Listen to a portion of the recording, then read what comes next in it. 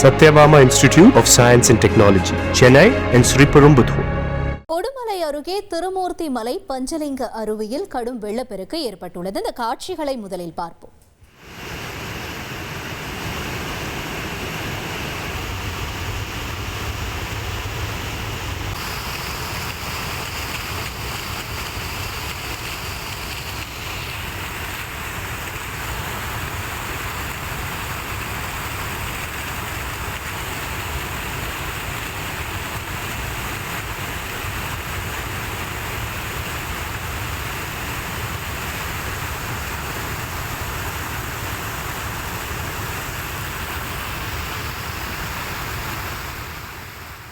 கூடுதல் விவரங்களை செய்தியாளர் ரகுமான் வழங்கிட கேட்போம்.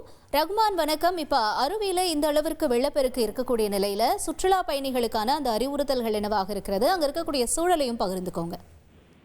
கடந்த 3 தினங்களாகவே அருவி பகுதியில் வெள்ளப்பெருக்கு ஏற்பட்டு அந்த பகுதியில் மழை பெய்து வந்தது. இதன் காரணமாக முன்னெச்சரிக்கை நடவடிக்கையாக பக்தர்கள் அருவி பகுதிக்கும் அடிவார பகுதியில் உள்ள அமனலிங்கேஸ்வரர் கோவிலுக்கும் செல்வதற்கு தடை விதிக்கப்பட்டு அதிகாரிகள் கண்காணிப்பு பணியில் ஈடுபட்டார்கள். இந்த நிலையில இன்று காலை முதலே இந்த பகுதியில் மழைப்பொழிவு அதிகமாக இருந்த காரணத்தினால் திருமூர்த்தி அருவியின் பஞ்சலிங்க அருவியின் நீர்பிடிப்பு பகுதிகளான குருமலை, ஜல்லிப்பட்டி, மாவடப்பு, ஜல்லிமுத்தான் பாறை போன்ற மலைப்பகுதிகளில் கடுமையான மழைப்பொழிவு ஏற்பட்டது. இதன் காரணமாக அருவியில் கடும் வெள்ளப்பெருக்கு ஏற்பட்டது. நல்ல வேளையாக முன்னெச்சரிக்கை நடவடிக்கையாக அதிகாரிகள் ஏற்கனவே பக்தருக்கு தடை விதித்த காரணத்தால் பக்தர்கள் யாரும் அங்கு செல்லவில்லை. இந்த நிலையில அருவியில வெள்ளப்பெருக்கு ஏற்பட்டதால் பாலாற்றிலும் வெள்ளப்பெருக்கு ஏற்பட்டது.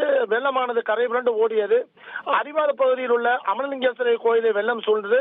இருப்பினும் எந்த விதமான அசம்பாவிதங்களும் இல்லை. தொடர்ந்து மழைப்பொழிவு அதிகமாக இருக்கின்ற காரணத்தினால் அதிகாரிகள் கண்காணிப்பு பணியில் ஏற்பட்டுள்ளார்கள்.